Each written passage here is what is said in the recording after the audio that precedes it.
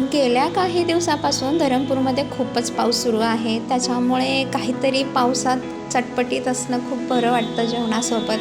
त्यामुळे आज ठरवलं माझ्या ताईची स्पेशल अशी चटणी करायची. माझी सगळ्यात मोठी ताई सुनीता ताई एक नंबर बनवते ही चटणी. ही चटणी मी तिच्याकडूनच शिकलेली आहे. त्यासाठी मी इथे थोडेसे लसूण घेतलेलं आहे, हिरवी मिरची, कढीपत्ता.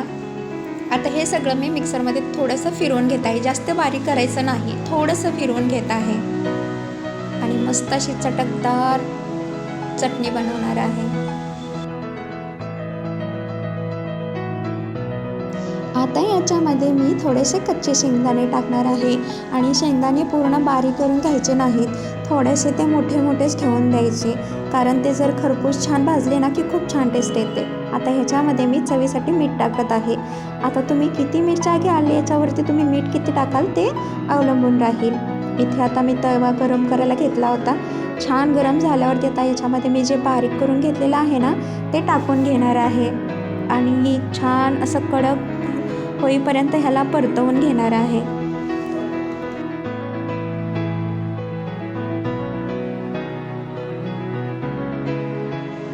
सतत याला ना छान हलवून फिरवून घ्यायचं, कारण मग ह्याच्यातले जे छोटे छोटे कण आहेत शेंगदाण्याचे ते आणि मोठे शेंगदाणे एकसारखे छान भाजले जातात आणि एक छान खरपूस अशी चव येते त्याला. खूप छान वाटते चटणी खाण्यासाठी. ही चटणी तुम्ही भाकरीसोबत, चपातीसोबत किंवा भातासोबतही तोंडी लावायला छान वाटते.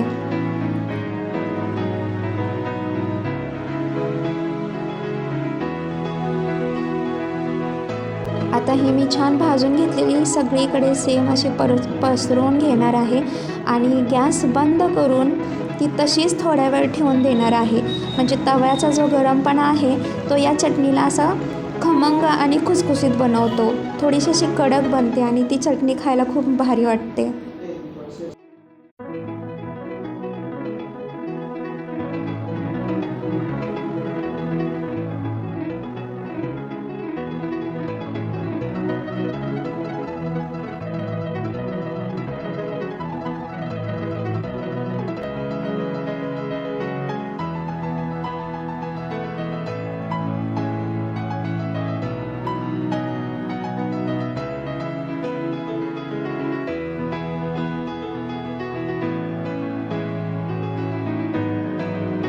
पहा, छान अशी खमंग कुरकुरीत चटपटीत अशी आपली चटणी तयार आहे.